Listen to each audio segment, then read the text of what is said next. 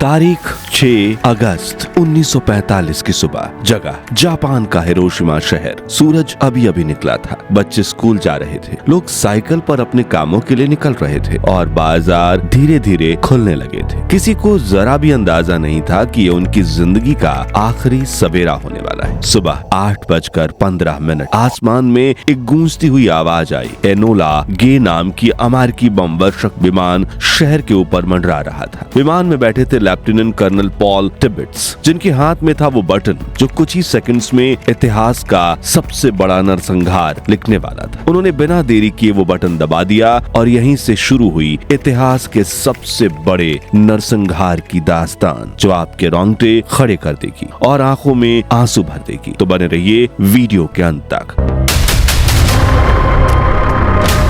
इधर colonel Paul के button दबाते ही लिटिल बॉय नाम का दुनिया का पहला परमाणु बम हिरोशिमा पर गिरने लगा। इस 4 टन वजनी बम को शहर के आओई ब्रिज पर गिराने का टारगेट था, लेकिन हवा की तेज रफ्तार ने इसे लक्ष्य से 250 मीटर दूर शीमा सर्जिकल क्लिनिक के ऊपर पहुंचा दिया। करीब 43 सेकंड्स तक नीचे गिरते हुए इस बम को हिरोशिमा के कई लोगों ने अपनी आंखों से देखा, मगर वो कुछ समझ पाते उससे पहले ही जमीन से करीब 600 मीटर ऊपर हवा में ही लिटिल बॉय ब्लास्ट हो जाता है और चारों तरफ एक सफेद रोशनी फैलने लगती है, इतनी तेज कि जो लोग जमीन पर थे वो पलक झपकाए उससे पहले उनकी आंखों की रेटिना जलकर राख हो जाती। इस परमाणु बम की शक्ति 12,500 टन TNT के बराबर थी और जब ये फटा तो तापमान अचानक 10,000 डिग्री सेल्सियस तक पहुंच गया, मानो सूरज धरती पर आकर फट गया। धमाके के तुरंत बाद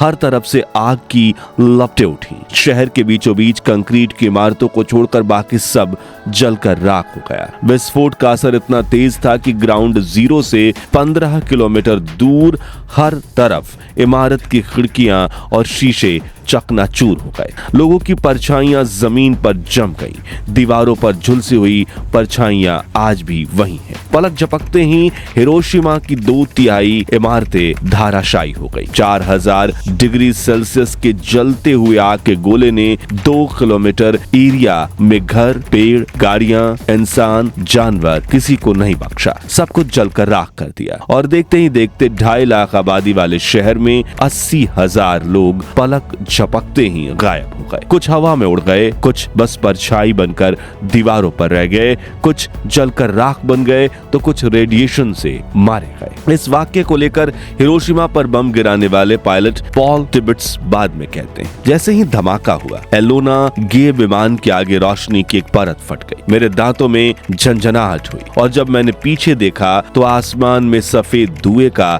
एक बड़ा सा बादल उठ रहा था, जो धीरे धीरे मशरूम की शक्ल में फैल गया। लेकिन वो मशरूम अब सिर्फ धुआं नहीं था, वो जहर था, एक ऐसा रेडियो एक्टिव जहर जो हमारे आने वाले कई दशकों तक हिरोशिमा के हर इंसान के शरीर में सुलगता रहने वाला था। कुछ ही मिनटों में पूरा शहर आग की भट्टी बन चुका था। जो लोग धमाके के बीचों बीच थे वो वाष्प बनकर उड़ गए। जो थोड़े दूर थे उनके कपड़े और त्वचा जलकर शरीर से लटक रहे थे। हवा में चीखें थी और जमीन पर सिर्फ राख और जलते हुए इंसान। 13 वर्षीय सेतुस्को थर्लो उस समय स्कूल में थी। वो बताती है, एक तेज सफेद रोशनी फटी और फिर सब कुछ काला हो गया। जब होश आया मैं मलबे के नीचे दबी हुई थी। मेरी सहेलियां चीख रही थी, किसी की आंख बाहर निकल आई थी, किसी की त्वचा खाल की तरह झूल रही थी और किसी तरह मैं रेंग कर बाहर निकली। पर बाहर अब कोई दुनिया नहीं थी, बस आग थी, धुआं था और मौत थी। मैंने भागना शुरू किया। तभी मैंने अपने सहेली को चीखते हुए सुना, बचाओ बचाओ। मैं पलटी, लेकिन कुछ कर पाऊं उसके पहले ही एक तेज आग के लपट ने उसे निगल लिया। इस जलते हुए शहर में एक और व्यक्ति जिंदगी और मौत से लड़ रहे थे और वो थे जापानी इंजीनियर सोतोमू यामागुची। धमाका होते ही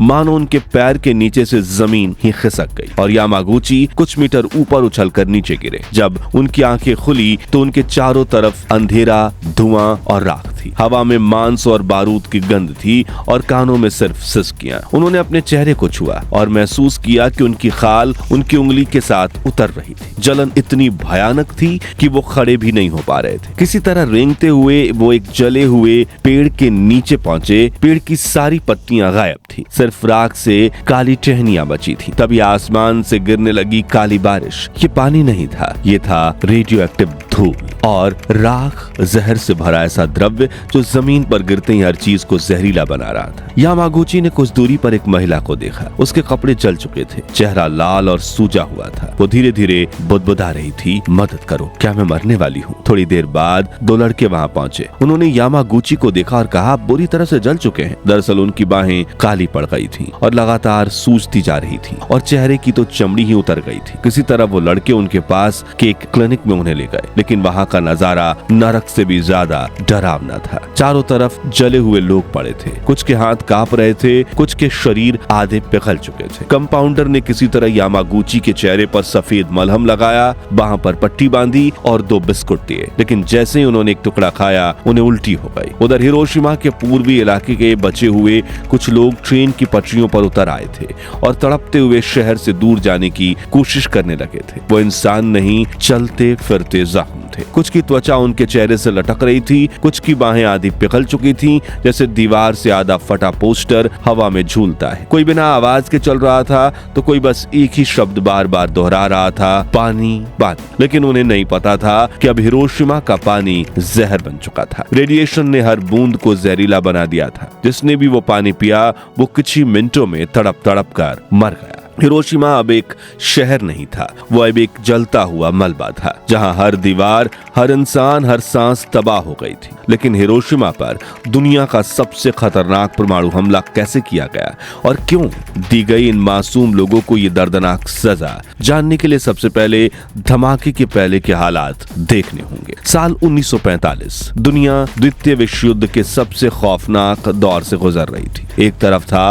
हिटलर का जर्मनी, मुसोलिनी का इटली और जापान का साम्राज्य, जबकि दूसरी ओर थे अमेरिका, ब्रिटेन और सोवियत यूनियन जैसे देश जो पूरी ताकत से इस युद्ध को खत्म करने की कोशिश कर रहे थे। यूरोप में जर्मनी की हार लगभग तय हो चुकी थी, लेकिन जापान अब भी झुकने को तैयार नहीं था। लगातार हार और तबाही के बावजूद जापानी सेना सम्राट के सम्मान की शपथ लिए आखिरी सांस तक लड़ने का इरादा रखती थी। 1945 आते आते जापान की हालत बद से बदतर हो चुकी थी। अमेरिकी बमवर्षक विमानों ने पहले ही टोक्यो, योकोहामा और नागोया जैसे शहरों को खंडहर बना दिया था। लाखों नागरिक मारे गए थे और जिनके घर बचे थे वो भी भूख और डर के साये में जी रहे थे। देश की अर्थव्यवस्था पूरी तरह से चरमरा चुकी थी, कारखाने बंद थे, ईंधन खत्म हो चुका था और सड़कों पर चलने लायक पेट्रोल तक नहीं बचा था। कुछ दुकानों में चाय, कॉफी, अंडे या दूध जैसी बुनियादी चीजें महीनों से गायब थी। बच्चे भूखे पेट स्कूल जाने पर मजबूर थे और परिवार अपने घरों के बागीचों में सब्जियां उगाकर किसी तरह जिंदा रहने की कोशिश कर रहे थे। 6 अगस्त 1945 की सुबह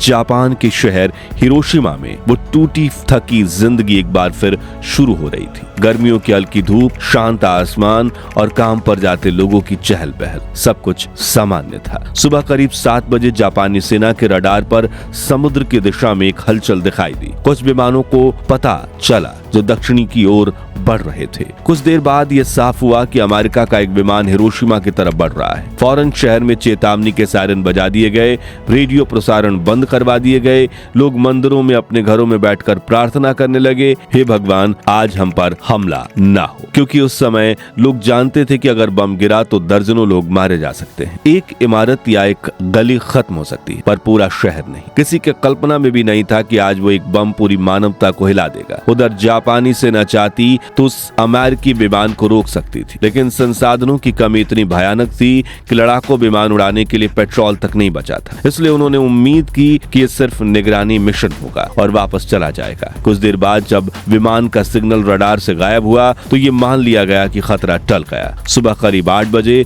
सायरन बंद कर दिए गए और लोग फिर से अपने काम पर लौट गए। मगर तभी नीले आसमान में एक और विमान दिखाई देता है। ये था अमेरिका का B-29 बॉम्बर। पर एनोला गे, जिसे उड़ा रहे थे लेफ्टिनेंट कर्नल पॉल टिबेट्स। इस विमान के दाहिने पंख से सिर्फ 10 मीटर की दूरी पर उड़ रहा था दूसरा B-29 विमान ग्रेट आर्टिस्ट, और इसके ऊपर एक तीसरा बम वर्षक भी था, जॉर्ज मार्कवॉर्ड, जिसे चला रहे थे। उनका काम था सिर्फ तस्वीरें लेना, इतिहास के सबसे बड़े परमाणु हमले की तस्वीरें। नीचे हिरोशिमा की तरफ बढ़ते विमान को देखते ही रडार पर नजरें रख रहे जापानी सैनिकों की धड़कनें तेज हो गई। 8:15 पर पॉल टिबेट्स ने एक बटन दबाया और उसी के साथ शुरू हुआ तबाही का ऐसा मंजर जिसने हिरोशिमा के लोगों की जान ले ली। इस परमाणु हमले की खबरें जैसे ही दुनिया भर में फैली, लोग दंग रह गए। कैसे एक अकेले बम ने इतनी भीषण तबाही मचा दी। कुछ ही घंटों बाद अमेरिका ने खुलकर उस रहस्य का दावा किया। राष्ट्रपति हैरी एस ट्रूमैन ने प्रेस कॉन्फ्रेंस करके कहा, जापानियों को अब पता चल चुका होगा कि हमारा परमाणु बम क्या कर सकता है। अगर जापान ने अभी भी आत्मसमर्पण नहीं किया तो हम और हमला करेंगे और दुर्भाग्य से इसमें हजारों सैनिक मारे जाएंगे। इस बयान ने मानो न केवल जापान को बल्कि पूरी मानवता को डरा दिया। एक ऐसी ताकत का एहसास जो किसी बटन दबाने भर से अनगिनत जिंदगियां निकल सकती है। और सिर्फ 3 दिन के बाद वही नीला आकाश, वही गर्म सुबह, पर निशाना अब नागासाकी था। सुबह करीब 11 बजे अमेरिकी बम वर्षक बॉस्कार ने ऊपर से प्लूटोनियम वाला दूसरा एटम बम फैटमैन छोड़ा। जब वो फटा तो दृश्य इतना भयानक था कि शब्द कम पड़ गए। चमकती पीली रोशनी ने सब कुछ झकझोर दिया और एक पल में सैकड़ों किलोमीटर के आसपास सब कुछ जलकर राख हो गया। जिनका शरीर बचा वो भी जले हुए भयानक घाव और रेडिएशन से तड़पते रहे। बच्चे, माता पिता, स्कूल, चर्च, सब कुछ जल गया। एक अस्पताल की नर्स ने बाद में कहा, मैंने कभी नहीं सोचा था कि मुझे ऐसे बच्चों के जलते हुए चेहरों से चीखें सुननी पड़ेंगी। उस दर्द की गूंज आज भी हमारे कानों में है। नागासाकी में उस दिन करीब 74,000 लोग मारे गए और हजारों जिंदगी भर के लिए जलन, कैंसर और दर्द के साथ जीने को मजबूर हो गए। 2 न्यूक्लियर अटैक्स और 8 अगस्त को सोवियत यूनियन की तरफ से जापान के विरुद्ध मोर्चा खोल देने पर